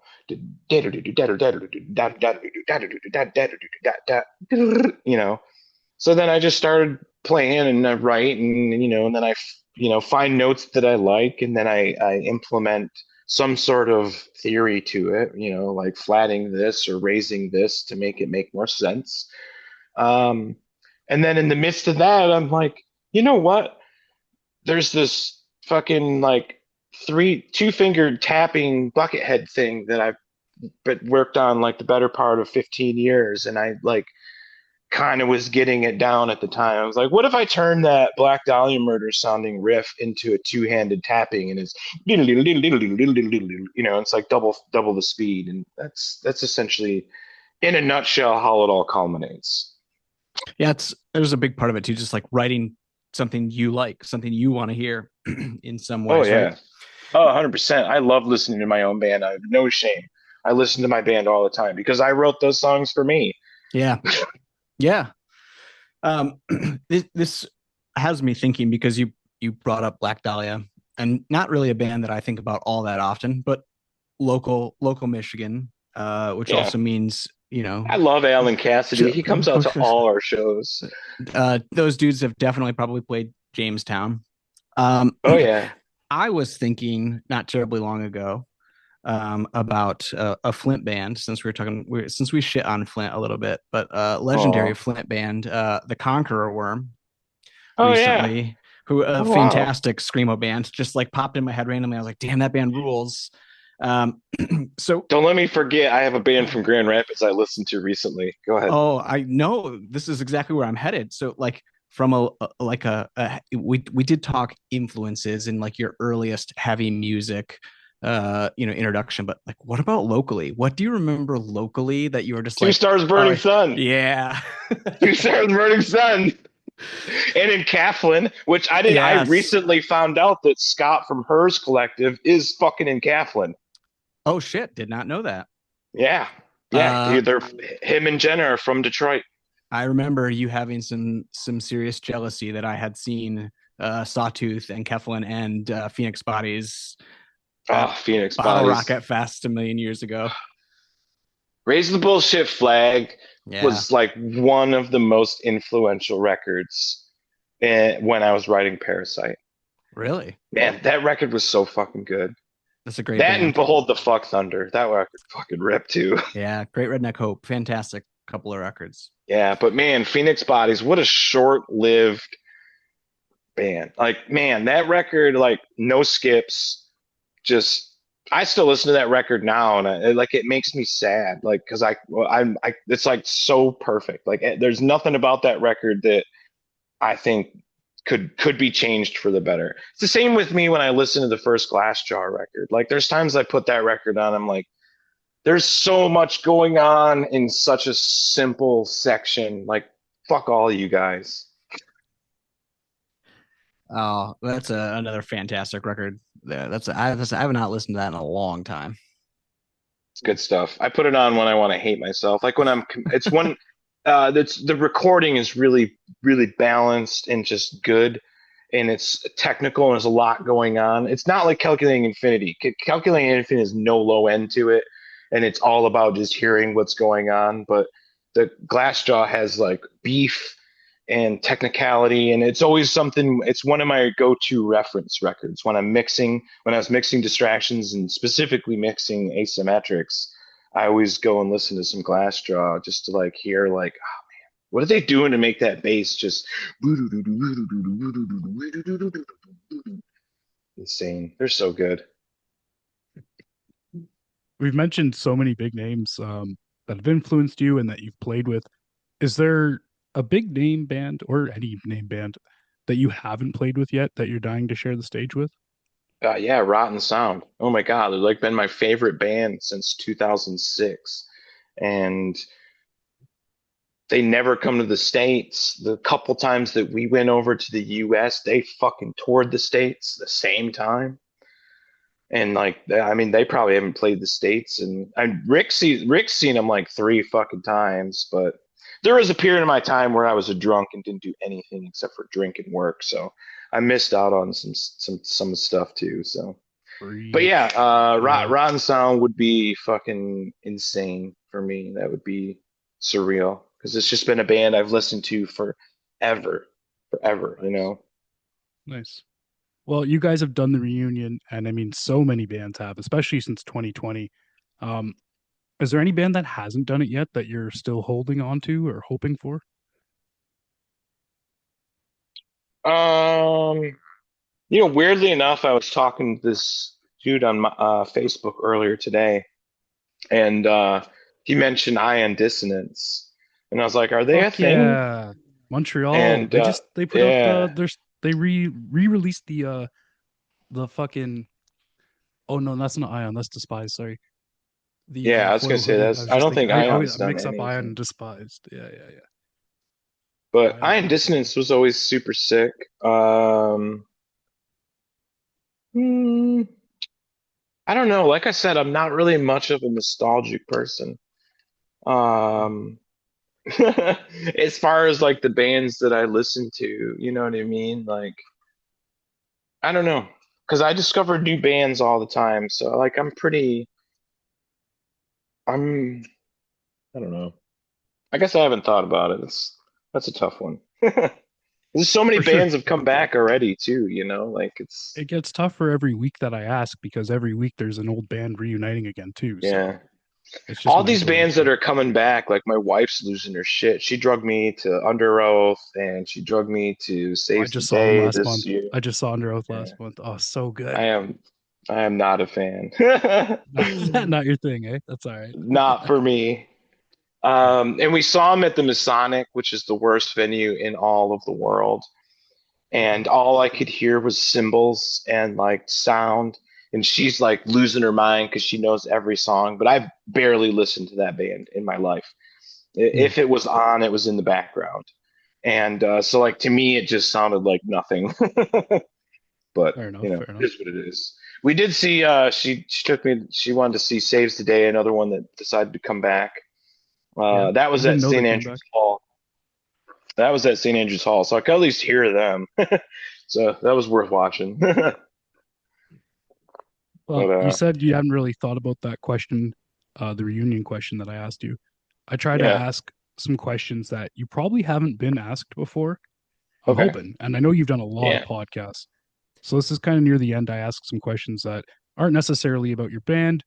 They're just kind of fucking silly in general. all right, So feel free to answer to your best. Um, okay. You're making me nervous. we'll I'm take a not a hard silly left turn. person. Well, it Yeah, doesn't have to. Okay. What's the yeah, I most know that. illegal? What's the most illegal or dangerous thing that you've ever done in your life that you're willing to put on a very public podcast? Don't incriminate Uh, yourself too much. do a bunch of drugs and drive. I used to literally drop acid and drive around the country and stare at Acid? pretty colors. Oh How yeah, the fuck do you drive on acid? Very don't carefully. know. Yeah, Below the speed limit, presumably. yeah. I don't know. I mean, I live in the country. It's cornfields out here. The random car that would Oh yeah, occasionally true. come by, I was probably going 5 miles an hour. I don't fucking know. But no, I remember like pulling over the side of the road and just staring at deer, and just being like, wow, these mythical creatures. They truly are. Yeah. I mean, I've unfortunately I've done a lot of illegal things, but most of them all revolve around intoxication while driving. Yeah, fair But enough. yeah, Fair enough. Yeah, I've done a handful of very stupid things myself. yeah. I mean, it Quite a is few what it is. handfuls, if I'm being honest. Uh, assuming you're not a pacifist, if you could punch any one person in the face as hard as you Jesse can, Waters. holy fuck, you're so quick with no repercussions. You just punch him as hard as you can once. He just has to God, take it. I every time I see a fucking video of that guy, and I mean, like, don't get me wrong, my hatred for Trump lies deep, but like, Right. he needs more than a punch. Jesse Waters is just such a fucking piece of shit. Every piece of shit that comes out of his mouth is worse piece of shit than the last. And I'm just like, every single time I see him on TikTok, and I'm just like, man, how does that guy just not have black eyes? Like, how do people just not punch him in the street constantly? Anytime someone answers that question before I finish it, I fucking kills me. Like I wasn't even done. You're like, you had the name. If you could punch and Jesse Jesse Waters. Waters, just Jesse Waters. I mean, he literally like there's a video of Kamala and her husband grocery shopping. He's like, "What kind of man goes grocery shopping with his wife?" Dude, what the kind who fuck is wrong wants with to you? get I fucked mean, I off. do every single time we go together. yeah, That's what like we. It's a a couple like weeks Yeah, ago. yeah. That's what my wife and I do every single time we go grocery shopping is together. I mean, if you've I never just I raced just through an Aldi with your partner, have you really lived? I'm all Meyer, baby. Oh man, It's that's right there. I ingrained. live. I I know it live in the. is. I'm I right by know. the one on Pine there. So okay, But yeah. jumping back to music. What music do you listen to that could be considered a guilty pleasure or cringy, whether to yourself or to others? If you don't believe in guilty pleasures, what do you listen to that your Oh, I bandmates like listen. rag on you Yeah. for? Okay. So Yeah. I have to preface this because Okay. I don't want people to think I'm listening to it for the wrong reason. Good start. Good start. Yeah. Yeah. Okay. So I don't I the following things that I like are not for the aesthetics or the lyrics or any of that. Like I said, I have an inability to connect with lyrics. It's just something that's in my brain. Like when I very rarely know the lyrics to a song, and if I know the lyrics to a song, it's some '90s like, you know, not in a blender, a beautiful oblivion. Like I don't know what he's talking about, but I know the lyrics. So know that like these songs mean nothing to me, and the aesthetics of these people don't mean anything to me either. I just genuinely like the music. Good defense. But Good like defense. but like fucking Johnny and Poppy and like Death by Romy, it's awful and cringy music. And it's like overly sexualized goth girl music. Oh, I didn't But know what it was, so I couldn't make fun of you. But that sounds terrible. Yeah. Yeah, no, it's well, I mean, like Johnny has a couple good songs. Actually, King Yosef did some of the songs for Johnny. But like Poppy's mostly pretty bad. But like, I don't know, man, like her song Concrete, the music to it, it's there's some sick parts to it, man. And like I said, I'm a sponge for inspiration, and like a lot of that weird gothy bullshit has like cool effects and sounds and things, and it's just another. But I don't know, man. It's something I put on at work every once in a while, and that's the cringiest thing I can think of. That's as There's no bad as it hate. gets. I feel like Yeah, oh, there's hate. There's hate. I'm You hate. don't I even I know got what no they hate. are. Yeah, you guys don't even know what it is. You know who Poppy is. Come on now. I No. only know who Poppy is because that's the person in the Knocked Loose song, right? That was on Yeah, Jimmy Fallon. yeah. I Oh, okay. yeah, I But that's admitted the only way I recently know her. that that's the only Yeah, bit of Knocked I've Loose that I've been heard. so she used to be in a relationship with Ghostmane, which Ghostmane's another one that kind of falls in that category of like Oh, goth terrible. industrial. Yeah, Terrible. but I don't hate Ghostmane and I don't care. Really? He, Okay. Hey, he's be not proud of he's your cringe. Yeah. Yeah, I mean that he's not my favorite of the stuff, but Johnny is sort of in the same vein, and Poppy has her moments. You know, she's weird. I don't know. I think she's entertaining.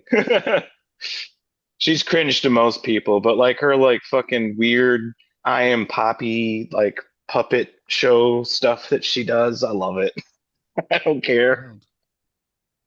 Okay. All right. What about what's your most unpopular music take? The Yeah. breakdowns are fucking weak. They're not Breakdowns heavy. are weak? Yep. You write breakdowns. Yeah, occasionally. Mm-hmm. I like But to they're there. change the pace and sometimes I'm there for a groove, but like it doesn't make a song heavy and it doesn't make a song good. Like if you cut the breakdowns Fair. out of Lorna Shore, they're a sick black metal band. Agreed. Ooh, I don't You know what like I Lorna mean? Shore at all. I don't know what it would sound like without the I don't horrible know. Austin choreographed Archie breakdowns. is a reason to listen to Lorna Shore. That fucking drummer is just God. I just watch his videos on YouTube some days. Austin, if you're watching, brother, man, you're good at the drums. Um, I don't know. I mean, like I listen to Kuba Khan every once in a while when I'm feeling or Tsunami, like when I'm at work and I just want to hear something fucking dumb in my ears. But for the most part, like I just don't get it. Like, and I'm not trying to talk shit on bands or people's Mm. opinions because I fully feel that people can love whatever they love. But like I try to listen to all the bands, that are like big and popular and stuff, and like it's weird to me that a band can be so little substance, but be popular because they have a hook on around revolved around a breakdown. You see like these TikToks that get really popular on a band for like a 10-second part that's like a part of a breakdown with something catchy, the Yep. arf arf. Oh God. It, Yeah. Dude, it's the just, and you listen to like, I don't know. I'm not trying to name out bands here, but I think the breakdown thing, it doesn't make a band great just because they have sick breakdowns. the Like the only band band needs the band needs substance besides just breakdowns. Unless Agreed. they're just trying to be Tsunami, which is just like beat people up music. And that's fine because like I think that's entertaining. But Oh like yeah. trying to be like melodic symphonic deathcore with sick fucking breakdowns. Or, like what's wrong with just having a song on your record that doesn't have a breakdown at all? Like what's wrong with just full force going into the symphonic death metal part of your band? Mhm. Like that's my whole crux when it comes to breakdowns. I feel like they're just like the bands that have breakdowns have to stick them in every fucking song because if they don't, their fans won't like them. And that's sad. They need more substance. That's all. You know what I It's a good mean? take. Like It's a good take. we have breakdowns, yes, but they're not in every song for a reason. Yeah. That's fair. That's because like, we don't want people moshing at every song. We want people to convulse or stage dive or run in circles or not know what they're doing or just sit there fucking drunk and watch us play. Like, you know what I mean? Like we've never been that band. So I'm gonna stop talking shit. People can like breakdowns if they want to. Come out to our shows, enjoy our breakdowns. I don't care. I'll probably Well, write that's more breakdowns. I'm not saying I won't, but yeah. like I said, hot take. Just because you got breakdowns doesn't mean you're the best band ever. Add some substance. Look, yeah, I back that. But sometimes you order the kids' meal just to see what the kids are eating. You gotta Sure. And make like I said, man, like this like knuckle dragger slam shit that's out right now. I yeah, listen to it. I think it's pretty rad. Peeling yeah, Flesh fuck writes with it. some fucking bangers. I'm not gonna lie. It's not my favorite music in the entire world, but like, you know, I put it on from time to time. They know how to bring exactly what they want to the table. Like they set out to write dummy riffs that are exact same thing in every single song with That works. funny hip hop shit and some funny samples and Yeah.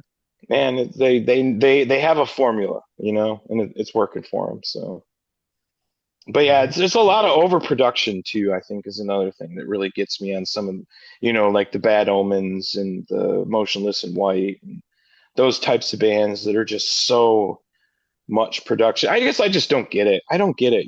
I listen to Spirit Box, this huge band, and like I said, I don't connect with lyrics. I don't connect with vocals, and I know that that's what people connect with is Courtney's vocals and her, like.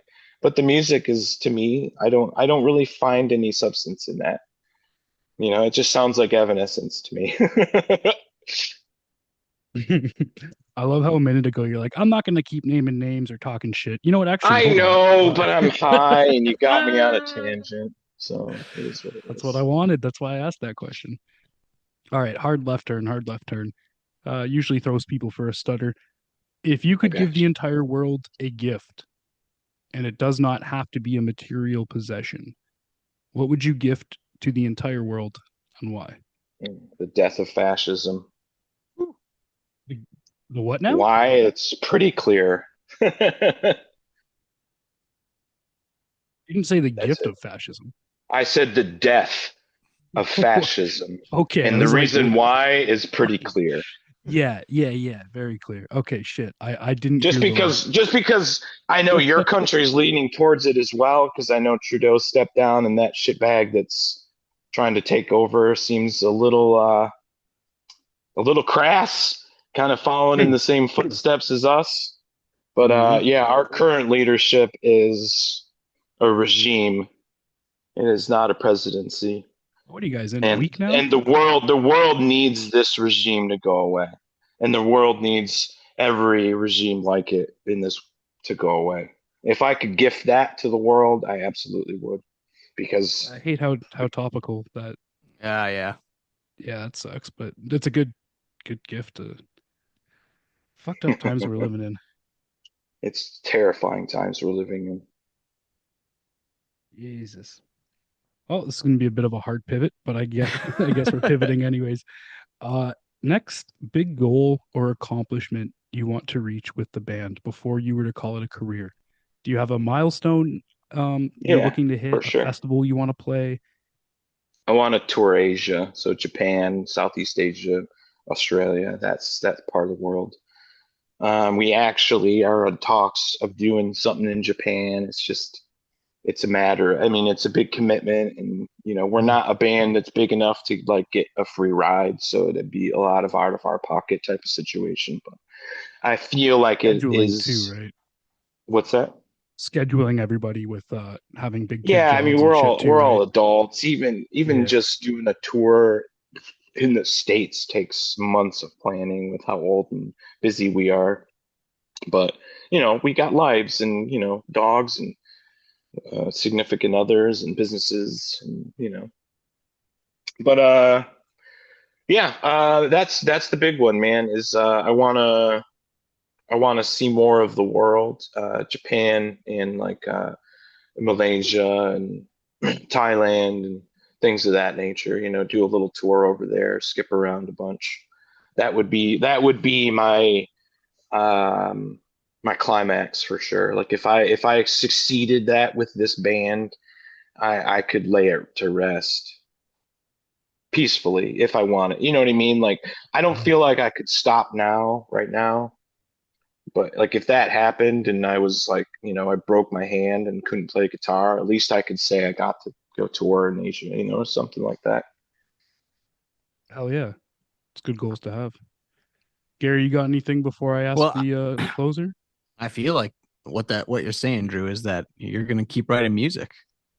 Absolutely. I already have something. I told you I've been fucking Hey, texting King Yosef. Like, come on, Nice. King. Here it is. The gauntlet has been Yeah. thrown. I definitely want to continue some sort of collaborations. You know, we're not in a position to like get together as a band. And as I've mentioned, we're all very busy, and even like getting together to practice is a chore. Um, and writing music by myself, not like I feel like I hit a wall by any means, but I don't know.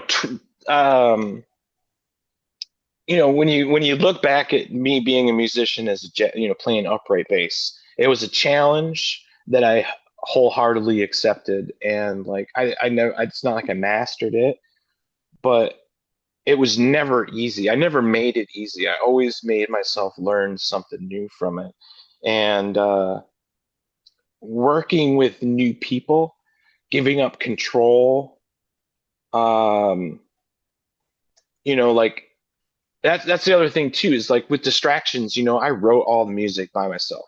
Like it was a solo project. Fox came in and put vocals on after the songs were done. Like, and him and I butted heads because like I'd been listening to these songs for so long, mixing them and perfecting them and distracting myself, that if he wanted to like change something, like it always became an argument because I'm like, dude, they're done, you know. But so I kind of like I felt like that was restricting myself as far as a musician. You know what I mean? I wasn't taking an outside influence. Unfortunately, Fox and I butted heads over it, but it was learning experience. And then when we did relapses, I sent all these tracks off and just curated the musicians. I didn't help them at all. Like they had full autonomy to make the music as they chose. And that was a huge exercise in control for me, to be able to just say, you do whatever you want. And when I get it back from you, I say, sounds good, whether I liked it or not, which Yeah. thankfully I liked every single song that came back. Some took a second to grow on me. Some I loved more than others, but all of them ultimately I loved how they turned out. Um, and same with Asymmetrics, pushing that boundary and being like, okay, you give me drum tracks that are going to be clearly slow because Meth is a slower band. Even his blast parts are at like 115 BPM. You know what I mean? Like they're not fast. And yeah, it's just, it pushes you as a musician to open up new avenues like that. So the more opportunities I get to work with other bands, I'm gonna take them. Like I think that's where I'm at as a musician. Is I'm using this as a tool to keep my brain active as well as grow as a musician. And I feel like just sitting in my studio by myself writing the regurgitated thoughts from my brain isn't going to necessarily make me grow in the direction that I want to. You know what I mean? Yeah, that's rad. That's rad as hell. It's a really, really fantastic outlook on it, I think. Thanks, Gary.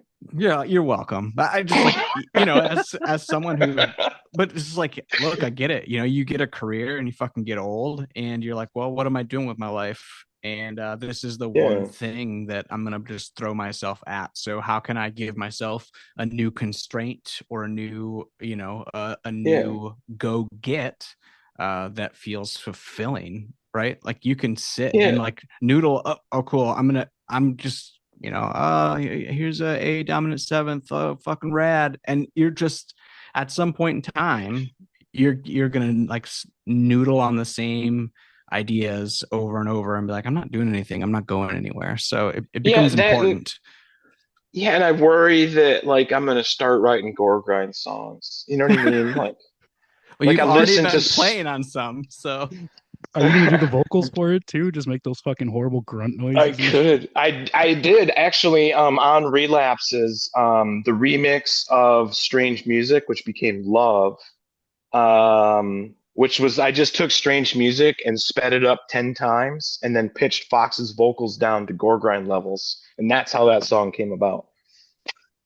But yeah, I mean I already did it there and it sounded really cool. I don't know. I don't think Fox would be, or anyone else in the band for that matter, would be into it, or our fans really for that matter, because gore grind is a very acquired taste. Not that we're not, but Yeah. I'm not sure if like the Venn diagram of music, I don't necessarily know if those meet up, but whatever.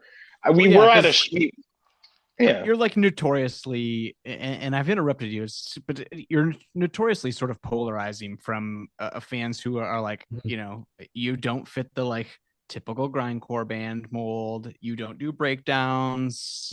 You're not death But we metal, do, but you do all of those things, in doses. So yeah. We still have that moniker, as I mentioned before, with like how people are more often a nostalgic listener, because all these people that are rediscovering us that have just come out, their memory of us is Parasite. So they're like, "Oh yeah, yeah, that deathcore band from MySpace." And it's like, man, if you listen to our new shit, it is not deathcore. But Definitely not. yeah, I mean, it is what it is. I mean, Parasite to Intervals is such a gap. And then obviously the distance between Distractions and Intervals mm-hmm. is like, and then even Asymmetrics from Distractions in just 2 years. Like Yeah, there's already a change in my musicianship. But and I think a lot of Asymmetrics had to do with the fact that like all of this stuff revolved around making Asymmetrics, the drum swap and the ideas and just and how we came about, like the drums were just like I went to Jimmy's house and we recorded in his basement and he just sat there and we recorded like 15 minutes of drum samples and they're all like little 10-second like blast patterns or like a fill or some gravity rolls, just little stuff that he would jam, and I pieced it all together and made those tracks. And then I wrote the music to it. So it was another exercise, It was just a matter of being like, okay, I want to get to point B, but I don't want to just drive this straight line. It makes more sense for me to go over here and fuck around and then go over there and fuck around and then get to point B. It's just how I think the end that then that's why I'm so drawn to electronic music. I just feel like there's endless possibilities with music, but a guitar and bass and drums are with one brain is limiting. I don't want to be limited. Doesn't seem like you do have a limit, to be honest with you there, Drew. And congrats with all the growth as a musician, your 4 years sobriety, all the Thank you. changes, the reuniting of the band. I mean, all the shit we just talked about, absolute chaos, and can't wait to see where you're going from here. But on Yeah. a closing note, is there any final causes, plugs, shout outs, anything you want to talk about? And we'll play an outro song on the audio podcast. Um,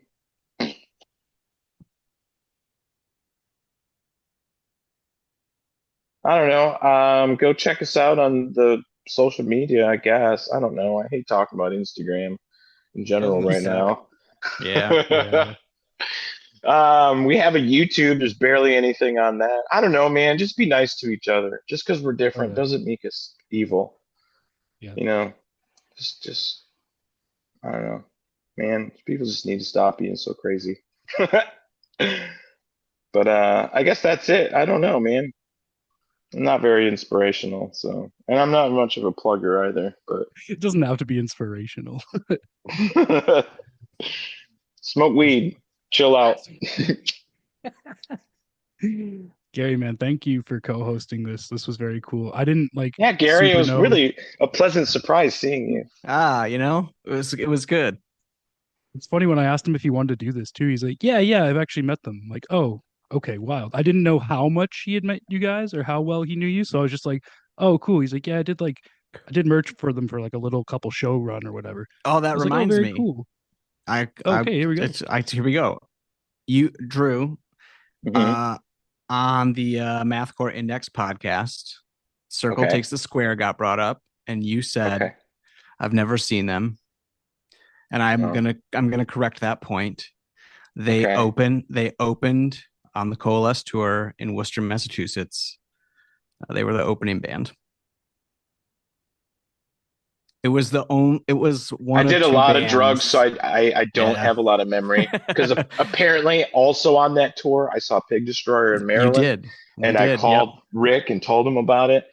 But You like don't thinking remember. back, I don't have any recollection of it at all. But again, Yeah. I'm not all That there, happens. so I mean that's part of hmm That it. happens. I recall that. Yep. Pig Destroyer was on that show. Andy, this is just story time now. Andy stage dove in that set, and John the Brutal took over playing drums at some point in time. Apparently, my memory is like a steel fucking trap, and So I is remember Rick's. everything. So is Rick's. He helps me kind of like when we meet somebody that I know that I'm supposed to know, and he's like, "That's so and so," and I'm like, "Oh, okay." And then he'll be like, "From this band that you played with." I'm like, "Oh, hey." Oh, I need one of those guys. Where do I get Yeah, one of I those told you guys? I used to take acid and drive around. Yeah. Yeah. Yeah, I put my brain through the ringer for quite a few years too, so It I get happens, that. man. I get When that. you're young and dumb, you don't think of the repercussions. Plus, like being No. 40 sucks. I'd rather have a better 20s and a shitty 40s than the other way around. Yeah, that's true. That's true. Oh, Breaking's 127 though. And Breaking Under the Weight was the music video one? Nope, that was Mountain of Fire. That was Mountain of Yeah, Fire. Mountain of duh. Fire Mountain of is only Fire. 50. We Mountain didn't of Fire even is only 50 seconds. we Or didn't even talk about the absurd fucking Oh, we music didn't. Oh, we video. didn't. I just saw it so playing in the background all before. three of those songs. So remember earlier I told you there were like passages. There's four passages. Yes.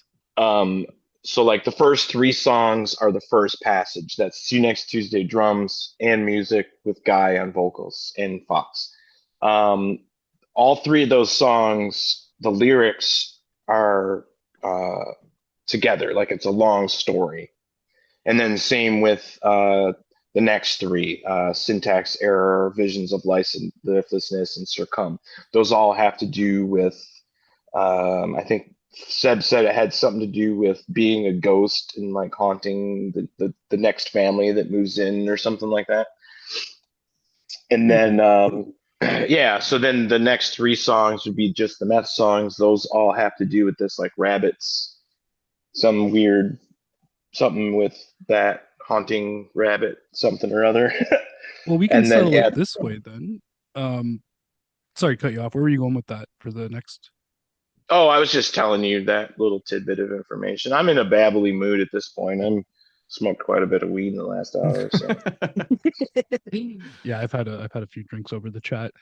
Good though. It's what we're here to do. We're supposed to be chatting, right? Out of the yeah, first three, yeah. which one would be your favorite? The one that the video is the Mountain of Fire. That one's fucking rad. My second would be the Burden song. The second one. Absolutely wicked, wicked chat, man. If I didn't have to go run off to say a goodbye to a good pie party, I would stick around for longer. But this was super cool because, like I said, I didn't know how well Gary knew you guys. So when I asked him to do the pod, he's Very, like, "Yeah, yeah, I've met him." very, Just very like Very well. casual about it. well. Yeah. We've Just had casual about it. we've had sleepovers. Yeah. Uh-huh. I've slept next to basically everyone in that band. Weird flex, You but all right, dude. Yeah, dude. yeah. We cuddle. We're men. Mm-hmm. Fuck you, Jesse Waters. Hell yeah. Fuck you, Jesse Waters. What do you got against straight men cuddling each other or men cuddling in general for that matter? God Yeah. damn it. Probably just cuddles in general is not manly enough for that shit bag. Can you Presumably imagine not. going grocery shopping with your wife? How not I know. manly. And then going home and cuddling after sex. Oh my god. What a goober. What's it Oh, like fuck. being in a happy marriage? The happy marriage is not, not manly at all. No. You have to be miserable in your marriage. You have to be a controlling prick that doesn't control shit and a wife that just spends your money. That's manly. Hell yeah. Don't ever go grocery shopping with your partner. Don't enjoy her time or his time No, in no, general. that's Don't that's do it. shopping. That's for women. No, fuck that, man. Shopping. I hate going grocery shopping without her, but at the same time, like if she went alone, then I'd be like, she's gonna get all the wrong stuff. Like she's not gonna know what kind of sausage I want. Well, I wonder what his thoughts are on single men grocery shopping for themselves. Is that 'Cause, is that No, not they gotta cool, or- probably DoorDash it, knowing him. I don't know. I went grocery shopping by myself, and my wife was like, "Don't buy stuff we don't need. I know you." And I came back, and she was like, "So what did you get?" And I was like, "Just one bag of chips. One bag of The chips. That was essentials. it." I'm the kind of person that like if I go to the grocery store by myself, like I am in and out of there in like 45 seconds. I'll power walk to what I need and then to the cash and then go. But when I'm with her, like we get stoned as shit and buy cookies and anything that us want as adults because we're adults and we get to. Exactly what Jesse didn't want. That's right. Exactly. What a turd. Do you know who he is? I know you're Canadian, so you might not. No, I have no fucking idea. I've just been cracking that shit. Oh. As soon as you said it, I was like, he's an American politician. That's all I need to know, right? No, Like, he's fucking- not. He's a Fox Oh. News host. Yeah, Oh, that's literally the same shit though. An American he'll probably. politician. Yeah, damn it. He's Like, Fair literally enough comparison, right? He What, is it's the same literally bullshit. just he is a propaganda factory. That's all Yeah. he is. He's An a shit American politician. spewing. Yeah. right. Yeah. Yeah, Yeah. well, Yeah. I don't know, man. He's not part of the tech Broligarchy, so. Broligarchy. I hate yeah, that. I've never heard that term. yeah, the Never Broligarchy. oh, the wanted to. Broligarchy. I just Yeah, heard that man. the other day. That sucks, Oh, dude. man. Fuck that. It sucks big time. Yeah. Yeah. I'm gonna Just edit on wait, that. you're I gonna don't be like part that. of our country soon. No, we fucking won't. Yeah. I know. We burnt the White That's- House down twice. Don't make it a third time, all right? I don't Please, I know, please dude. make it Please. a third time. Please do. Please don't do. get pardoned for it if we stormed it. Yeah. The only way the 70 million people in this country that voted for that piece of shit are going to learn their lesson is by all 365 million of us fucking suffering.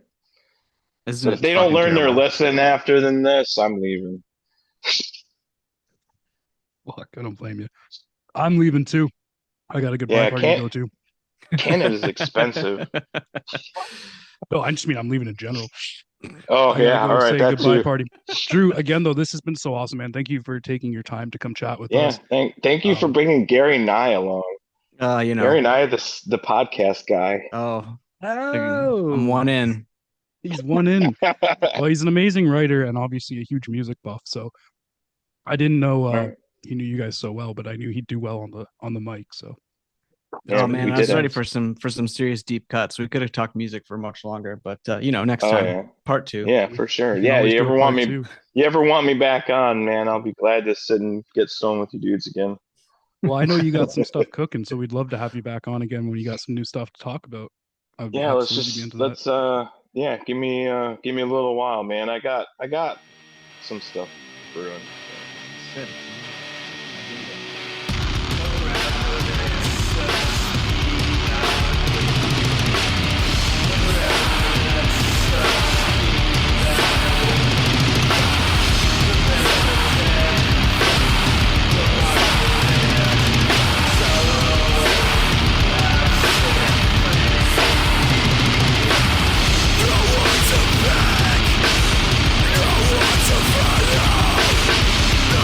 To